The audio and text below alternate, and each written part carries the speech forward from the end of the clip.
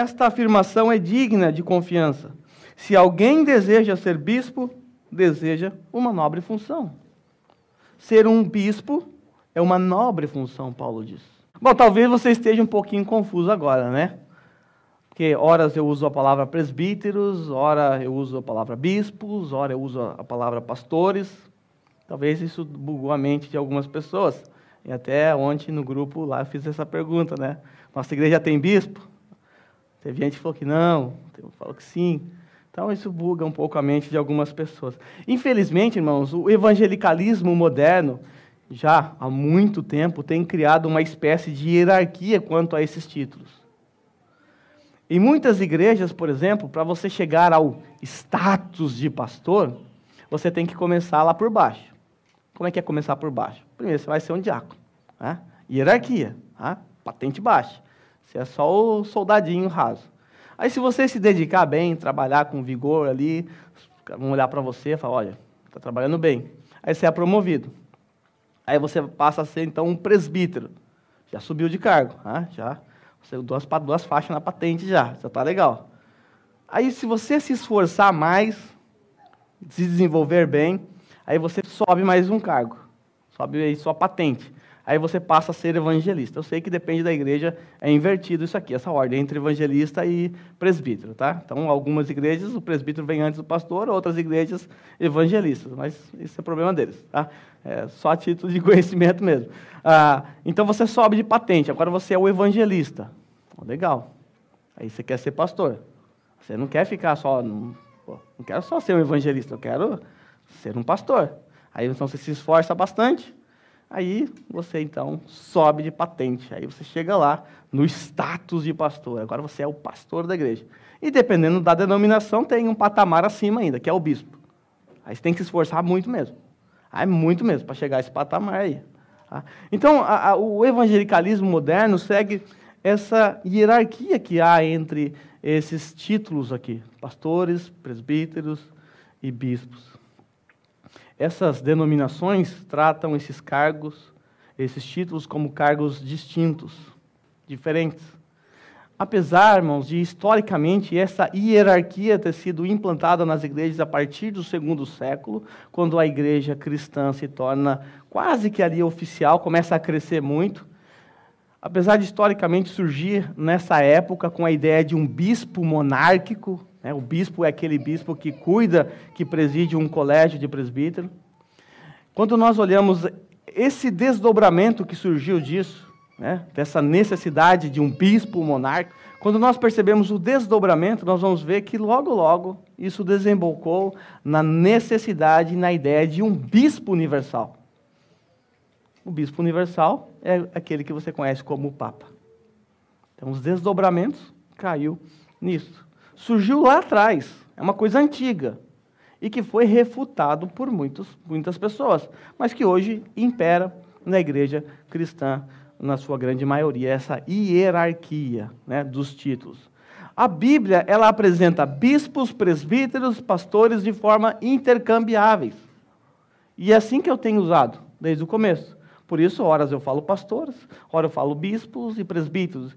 A Bíblia apresenta este termo, esse título, essa função, de forma intercambiáveis. Tanto bispo, presbíteros e pastores apontam para a mesma pessoa, o mesmo líder religioso. De forma que um pastor é um bispo e presbítero ao mesmo tempo.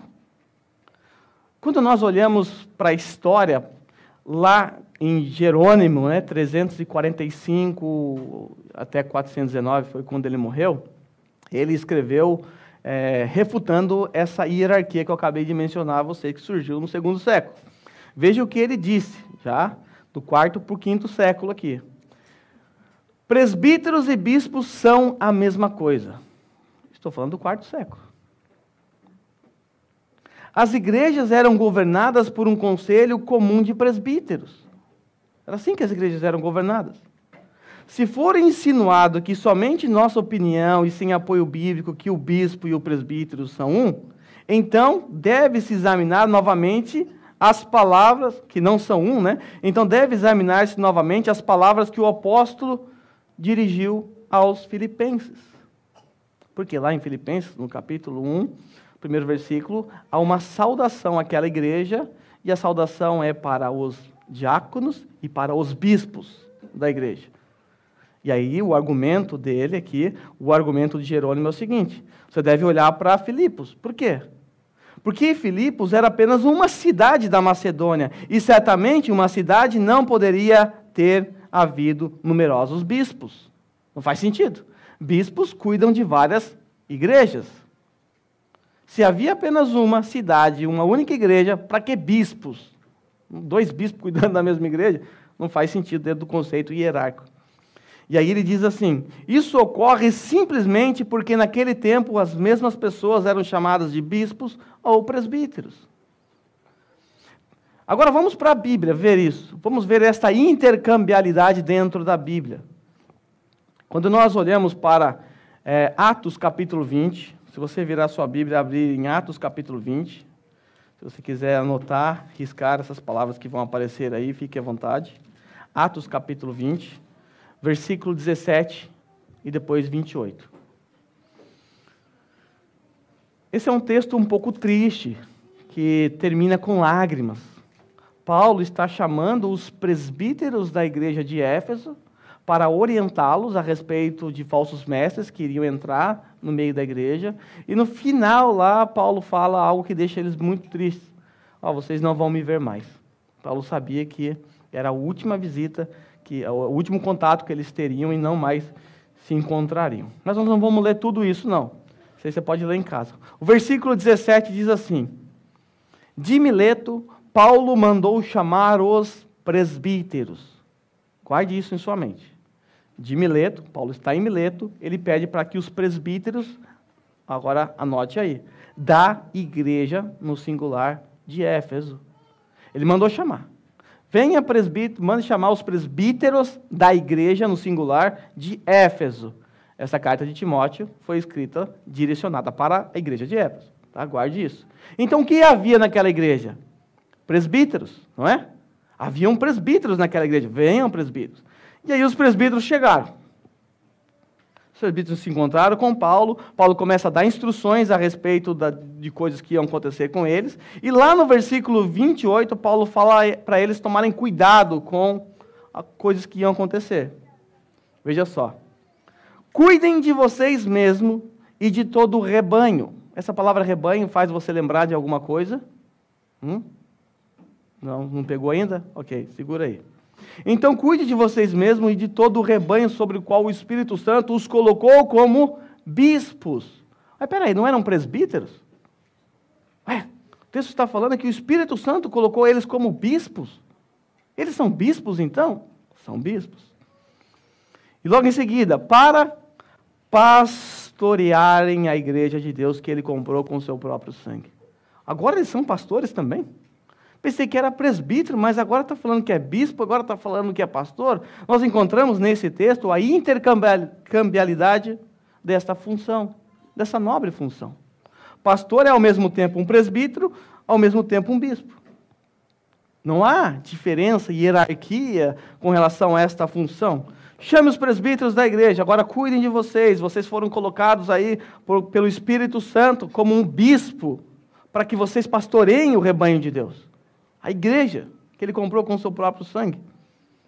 1 Pedro 5, do 1 ao 2, parte A, nós encontramos também esta intercambialidade.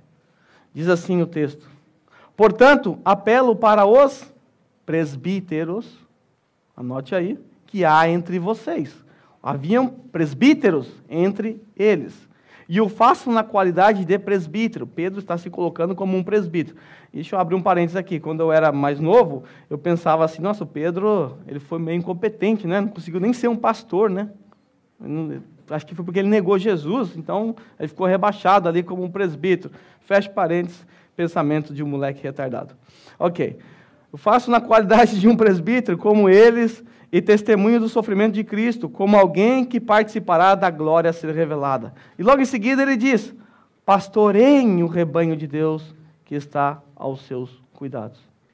Ele apela aos presbíteros para pastorearem o rebanho de Deus.